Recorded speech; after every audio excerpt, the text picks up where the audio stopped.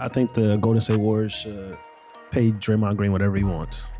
Whatever he wants. Whatever he wants. If he wants the 4-year max contract, I believe he should get it. What about you? I think so. But I want to. Well, yeah, that's the main question. Yeah, I was gonna ask too. So is this max contract? You feel like, is it more of a thank you, like an appreciation, or is it more you feel like as an actual investment over the next? I mean, it's not. 4 or 5 years. It's definitely not based on potential. Yeah, that's what I mean. Or ceiling, or like he's gonna reach. He's reached his ceiling. Like he's reached who we know what Draymond Green is. I feel like with Draymond, I look at the same way with Klay Thompson. Like they paid Klay Thompson, and then Klay Thompson. I think that was before his injury. That was after his injury, right? Yeah, they played him after his injury. So it's just kind of like you got to pay Draymond Green. He's been on the court. He's been producing. Also, I think the finals games, and you said this, he was just like he had a couple bad games. But it wasn't like he had a bad series overall, especially those last few games, And I think people get so caught up on like, yo, like he had a bad series. He's declining. It's just like he didn't really have a bad like NBA Finals series. Like, especially we can name some guys that had. We sure as hell can. Yeah, okay, so that's what I'm saying. He was very impactful, especially on the defensive side of the court. So, and I'm looking at he's going to make $25 million this year, and then his player option is $27 million, right? So if he signs next week, says he signed an extension that he wants, even though he's kind of 2 years away from it, it's kind of like it's a 4-year, $138 million extension. So basically, it's like a $3 million raise. That's what it is. It's not really like nothing crazy. Not like his starting, it would be like a $3 million raise on what he would get if he opts in his player option. So like $30 million. So it's just not like it's $10 million. You know what I'm saying? It's just like they got money to blow and print up there in San Francisco. So it's just like, well, it shouldn't really be no problem. I know it'd be like a total, like a 5-year, $164 million. That would be like over 5 years, but he'll be 37 at the end of his contract. But at the end of the day, it's just kind of like he's the heart and soul of that team. He's been the core of that team where you talk about like defensively, energy, hustle, and they don't win those championships without Draymond Green, just like they don't win those championships without Klay Thompson and Steph Curry. So throw that man his bag. Okay, so bingo. Now we're getting somewhere. This is more of a thank you contract, not we think, and that's okay. I'm not saying that's a bad thing at all. I mean, at the end of the day, he's still a four-time champ. As you said, they don't win those championships without Draymond. So I don't think it's crazy to say, because like we've seen other players get contracts for reasons that's like, I don't know if it was a thank. It definitely wasn't a thank you, and it damn sure wasn't a potential contract. So what are we doing? It's just we got to keep somebody. we just got to keep somebody intact. Yeah. We need somebody. Somebody got to get paid. We got all this money. Somebody got to get paid. So yeah, I think it'll be cool to see Draymond, kind of get that contract extension and get that max contract, and also too, with them still being in championship mode, with them still being in a case to really repeat. Some people didn't even have them making the playoffs. Yeah, not this guy. But it's crazy. It's crazy because it's just like people are talking about, well, they got a young core coming up as well, and they got to pay Jordan Poole, they had to pay Andrew Wiggins as well. And I understand that. Yeah. But it's just kind of like you printed money in San Francisco. Like they just signed that big new stadium. Like the people in that stadium make so much money. It's just like money's not going to really be a problem for the Golden State Warriors. So even if it's a thank you, it's kind of like, for 2 years at least, you get the opportunity to compete at a high level with Draymond Green. Like, sure, if he tails off, he declines a little bit more, stuff like that. That may happen, that may not happen, but it's just kind of like he does so much for that Golden State Warriors offense. And it's just like, especially on the defensive side, like you got to pay the man. I see no way it doesn't get done, honestly. I was going to say, can you even see him leaving? It'll be interesting. It would just be weird. It'll be interesting because it would give people who have these narratives about Draymond Green, we'll get to see if it's true or not. So like, is he a product of the Golden State Warriors system? Is Draymond Green really a Hall of Fame player? Like some of these questions that people have, like we'll probably get to see, like maybe he answers those questions or maybe he doesn't answer those questions. But I don't necessarily see Draymond Green going to, the Sacramento Kings or somebody or Orlando Magic. I saw a picture of that. You know what I'm saying? That would be it's nasty. Like, oh, man. Yeah, please, Draymond, please do not do that. Yeah, I think he Oh, I think he wants to go to a championship caliber team. I think he can be impactful. So it just depends, really. If he does leave, I don't really see him leaving to go to. I don't really see none of those guys leaving to go to State Warriors. I think those guys are locked in for life. I think if Draymond Green does get this max contract extension, that is his, last, 5 more years, and then it's time to join TNT full time. I said it's time to join TNT full time. That's what it is. That's what it is. Yeah. That's true. I mean, and it's cool too. It's special to see those 3 players. Obviously Stephen, Clay, and Draymond all be with the same team their entire careers. Like that's rare. It's rare for one player to do that. Yeah. Right. It's rare when we talk about Hall of Famers, staying with one team their entire career. That doesn't happen every day, and let alone it be 3 guys. But I don't see this being like a Dwayne Wade and Miami situation. Yeah. I don't see this ending, on some, well, let's just agree to disagree. Yeah. Because I think, the Warriors know that they're not going to be the same without him. You still got, the Splash Brothers, but I think they know more than anyone how special he's been. Talking about Draymond to that organization. So it's not a. And the question is, like, he's coming up talking about he thinks he deserves a max contract extension, and people are gonna say, well, Stephen Curry waited till a year away from his deal to expire to sign his max contract extension, and now Draymond's bringing up 2 years. So it's just kind of like, do you want to? And shout out to Draymond for doing it. I was about to say, first thing I would say is, what they got to do with me? So it kind of maybe put a little pressure on the organization to like, you actually pay Draymond Green, because like, do you want like a angry Draymond who voices loud in that locker room, who has a big presence in that locker room? Do you want him angry and upset? That's not what you really want, for that chemistry, for that unit, for the Golden State Warriors, who's trying to repeat as champions this upcoming year. So that's something to think about and pay attention to as well, because if we start hearing rumblings about like, oh, they're not going to pay him, he's upset and frustrated, it's just kind of like, then what? Yeah. Because to your point too, that's the last person I feel like you want to, and I don't think you will. I think some players probably have trouble like separating the business side from the actual winning basketball game side, but I don't think Draymond deals with that. I mean, he's still a human being, don't get me wrong, but I mean, considering the culture, the winning culture that the Warriors have, I don't think it'll officially be there, but Rob was like the Spurs. Like, I expect all those guys to kind of stay. Even though Tony Parker left a couple years, towards his end of his career, that could happen with Draymond. Who knows? But he may be the odd one out of the trio to get like, may have to go somewhere else. I don't think it's going to happen. I think they keep all those guys intact. But like I said this once before, like Draymond has a great argument. Like he can, of course, like a legitimate argument made that. I know I said this a long time ago. He was like, pump the brakes for a power forward position. But he can make a claim if he really wants to, like he's one of the greatest, hybrid bigs of all time, like a one-of-a-kind big man in a sense. Like he has that argument. Yeah, no. I mean, I remember you saying that before, and I remember my statement back then, and my statement remains the same. He has an argument, though.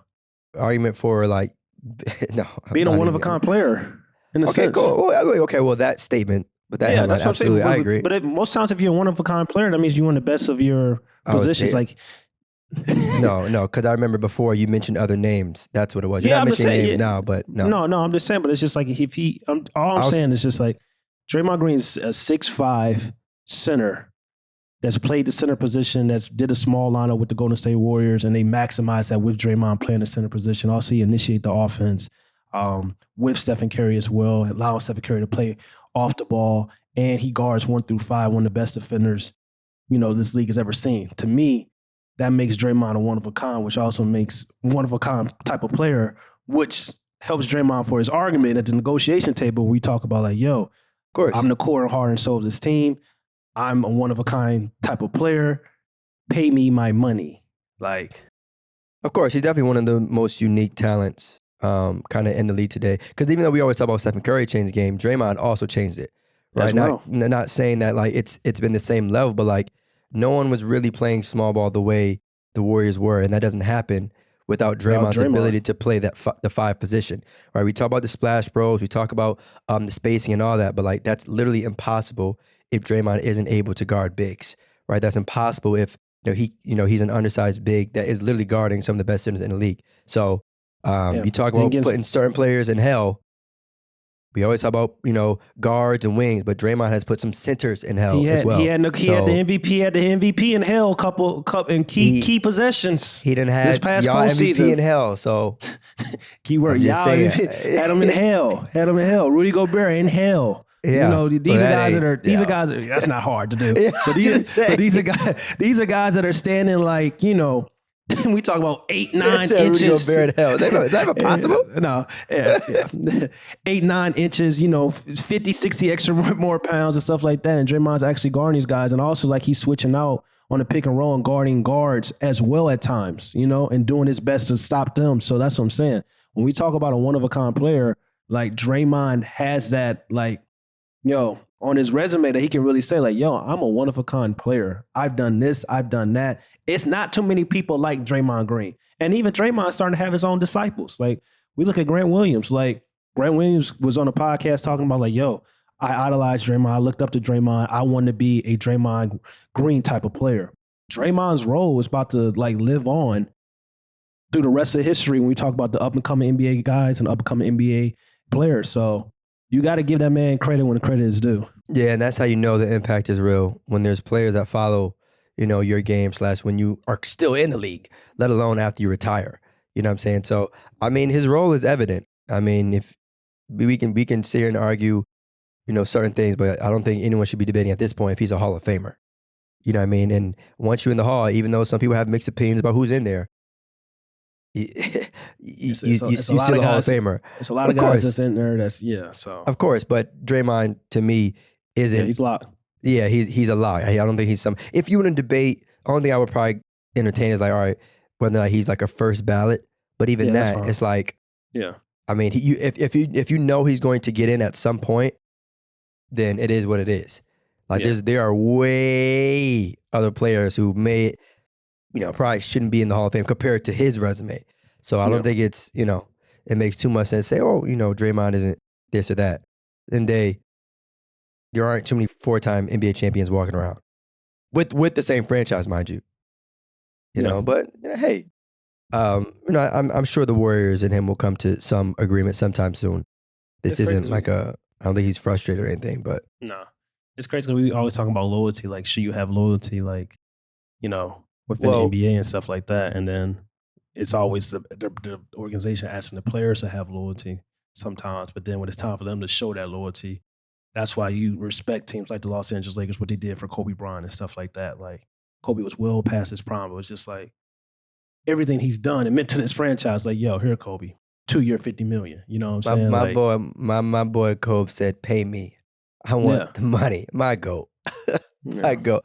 I remember thinking like, damn, the free agents and stuff like that might be clipped because the contract is a little hefty. But at the same time, I was like, you know what? I respect it. Yeah. To me, get your bag first, and then let the front office figure everything else out. Yeah. And the situation of the Warriors, y'all are still in a win now mode. Now, I will say, with the Jordan Poole and Andrew Wiggins situation, stuff like that, I get that though, because at some point, even though they are in a situation where they are in a win now mode, but also have to build for the future, that window of winning now may get smaller, right, as time progresses. So I get it if you kind of want to keep your young core intact. But look, it's almost similar to Steph is very similar to LeBron. It's like anytime at this point in their career, if you have them, you're immediately in win now mode. Everything else is like, all right. Yeah. And even Steph is like, he's not trying to do this without Dre. Like, he want to keep going. Like, he want to keep competing. So if Draymond Green offers that chance of like to continue to keep competing at a high level and possibly for championships, especially for the next 2 to 3 years, it's just like, why not re-up him? Like, it may look bad. It may look bad in the last 4 or 5 in the contract, but it is what it is. Sometimes you got to bite the bullet to be successful early on, and you got to bite the bullet at the end a little bit. So, and also too, I mean, they are very, very spoiled, but in a good way. Like you would think that we're talking about the preseason Brooklyn Nets, right? And as if you would think to yourself, all right, is it going to work? There's question marks. There's been 4 times where we've seen this work. It could have been 5 if not for the 3-1 thing. So it's like, okay, we've seen the blueprint. So we have every reason in the world to say, all right, let's keep it going, right? Yeah. To me, I think it's a situation where you keep it going until someone stops you.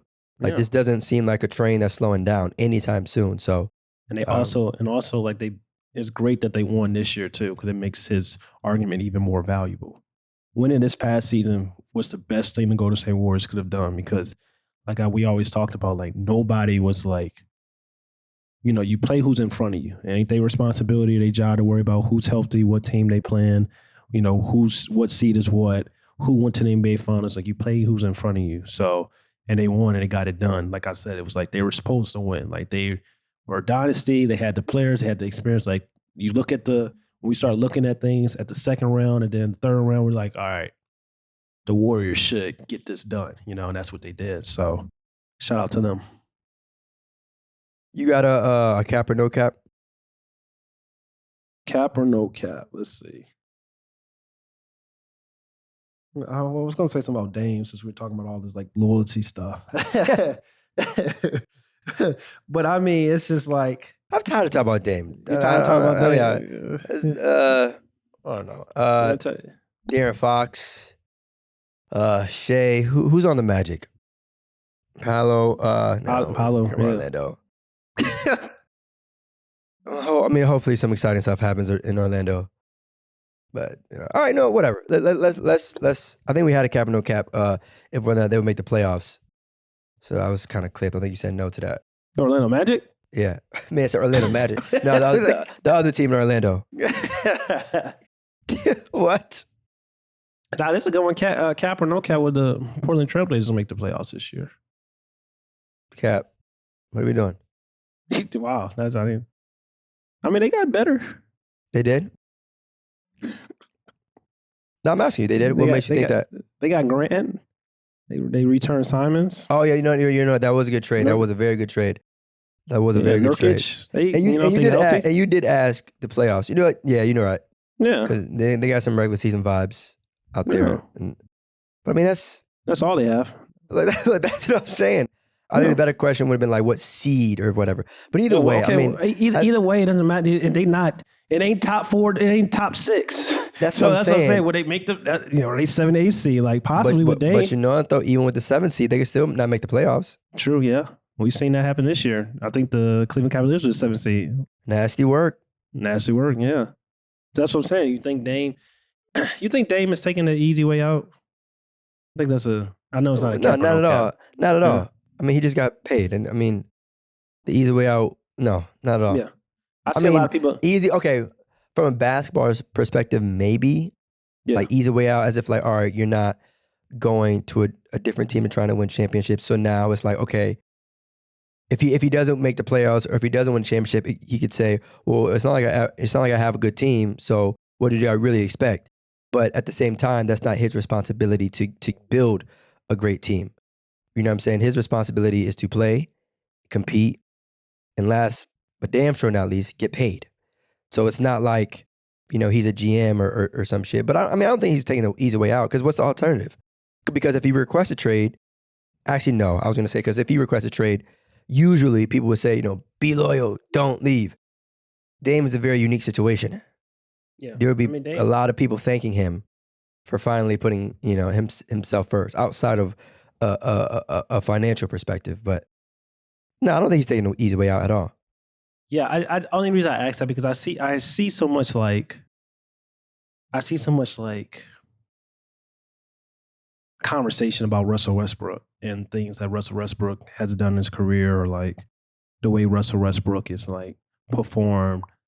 But I look at Russell Westbrook as a guy that's like, he's been on playoff teams most of his career. He's had playoff moments for the most of his career. He's made it to the NBA Finals.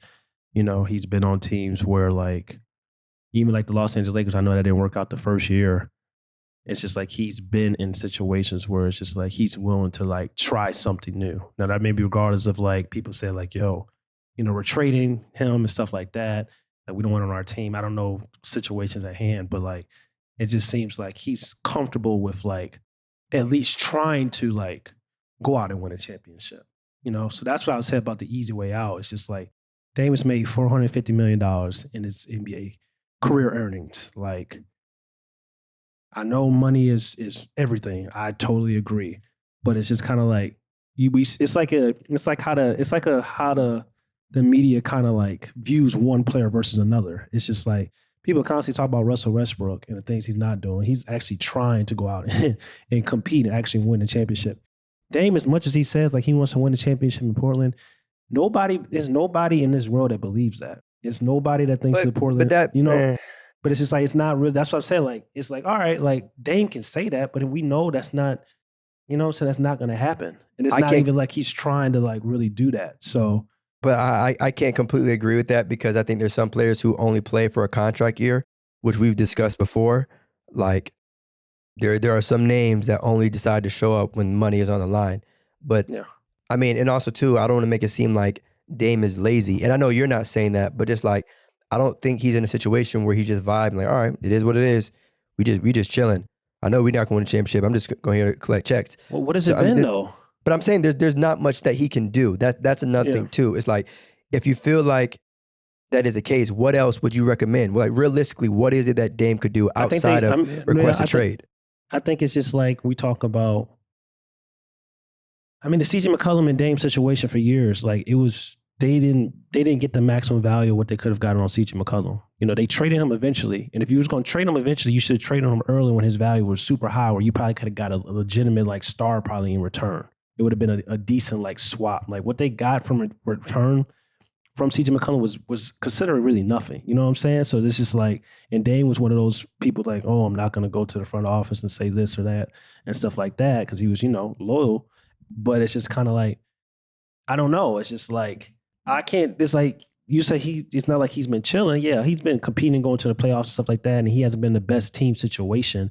I know that. But like last year and then like going forward, like a legitimate argument can be made. He's probably just about to be chilling for the rest of his career. So that's what I'm asking. Like, is he taking the easy way out? Because if you look at this roster, no free agent is coming to Portland. That's just what it is. Nobody's coming to Portland. So if you look into this roster, it's probably going to be his roster. Let's say do a couple trades here and there or whatever. But like, he's about to be chilling, like essentially for the rest of his career. Like he's done. Like we're asking, like, can they go to the playoffs? It used to be a legitimate like lock for like, all right, Dame and CJ, they're going to the playoffs. You know what I'm saying? Like that's what you could say. Like, oh, he hasn't really been chilling. Like he's been competing and stuff like that. It was a lock. Like Dame and CJ, Portland, yeah, they going to the playoffs, top 4, top 5 seed. But now it's just like, just looking at it. Like, I don't know what's gonna happen in the future, but just looking at their roster and stuff like that, it's gonna be like year after year, like, oh, are they gonna make the playoffs? Or are they gonna make the playoffs? You know what I'm saying? That's kind of chilling to me if you're a superstar.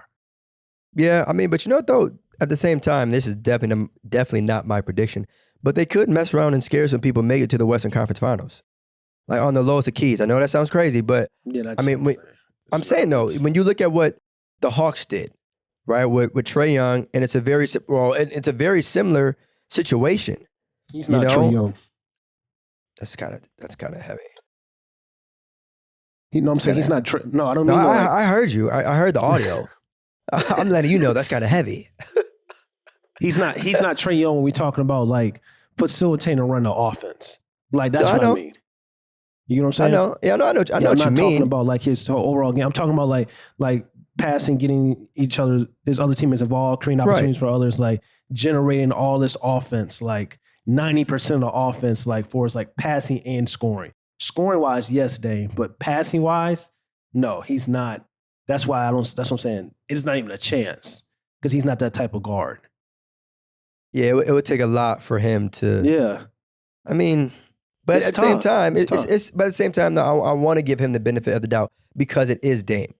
Right, the team-wise, them not making the playoffs, the roster, all that, cool. But at the same time, superstar is a superstar, and all it take, is for some of these guys, to heat up at the right moment. But again, I said it could happen, but realistically, I'm not gonna make any predictions right now. But I'm not. It ain't. Yeah. All I'm saying is like people talk about different careers. They talk about Russell Westbrook. They talk about Dame and stuff like that. Who's better? And it's just like, for a career standpoint, it's not even like an argument.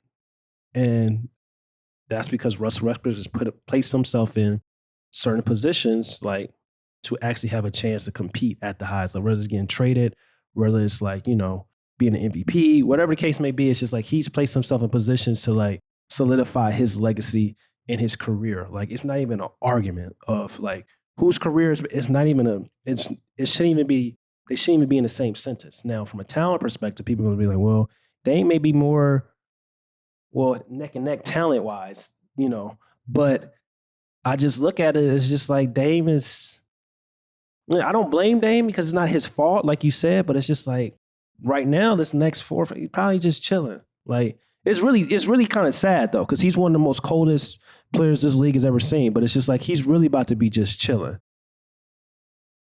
I would love to witness a sit down between KG and Dame. I'm not sure if it's ever happened, but just the idea of like, because obviously KG's situation in Minnesota, he's doing great things. City loved him. He's putting up crazy numbers, but it didn't result in a championship with that franchise specifically. And it's like when KG left, right? It was almost around the peak of his career. He left his last prime year. You know what I'm saying? And then he went and joined a team and ended up getting a championship. And that's something that no one can ever take away from him. You know what I'm saying? And I would just be curious to hear his thoughts on that, right? It's like, because again, it's funny, no one even views Kevin Garnett as a ring chaser. You know what I'm saying? No one views him as like a, oh, Dad, you left the team that drafted you, or you left the team, whatever. You know what I'm saying? And I don't think that's going to be the case. I think that's going to be the same case with Dame.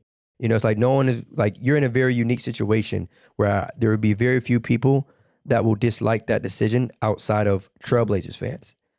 And obviously, I'm not sitting here saying that Dame cares what people think, but like at the same time, bro, get active, man. Just Yeah, especially when it's just, I just look at it because it's just like I look at people that they place over Dame, for all these all-time rankings and stuff like that. And it's just like, damn, like Dame is really cold. Like he's a rare breed in the NBA, and it's just kind of like 2.0, like version of Gilbert Arenas. Like, but it's like, damn, like he really ain't done nothing when we talk about the grand scheme of like, I know basketball's a team game, but it's just like when we talk about superstars, it's just like he hasn't really done nothing. You know what I'm saying? Like nothing. That may not be his fault, but some of it is his fault. Like most of it's not his fault, but like some of it is his fault. Like when it comes to like, putting pressure on the organization, trying to get like, saying like, all right, like I want to actually win. Like you got to do what you got to do to get CJ out earlier, instead of later. But it's just like, damn, like when you really think about it, like career standpoints, like, and Dame's going to go to the Hall of Fame, but like for career standpoints, like that's why I be getting mad when people talking about like Russell Westbrook or like even Steve Nash. It's just like, and then, Dame for a talent perspective is there, but it's just like, he doesn't really need to be in the same breath as those guys just because of like their career arc is just so advanced and so well over him. It's just like, why are we even having this conversation? Because we can talk about skill, we can talk about talent all day long, but you got to still have some level of success for that to really matter. So, yeah. But I mean, hopefully, and it sucks because like, we both mentioned there's nothing I feel like that can be done in that situation except for an exit. But, the game is a game. Hopefully they have it somewhat of an improved season. When all else fails, he's getting paid at the end of the day. So, yeah, that's all that matters. Yeah. That's all that matters. So, hey, but yeah, y'all, a couple of housekeeping items before we slide. Make sure you subscribe to No Pump Fakes on YouTube, Apple Podcasts, as well as Spotify. All right. Make sure you subscribe to No Pump Fakes wherever you get your podcasts, YouTube, Apple Podcasts, as well as Spotify. All right. Just like that, we gone. Peace. What's up, y'all? It's Theus McBee. Make sure you go follow No Pump Fakes on YouTube, Apple Podcasts, Spotify, and wherever you listen to your podcasts.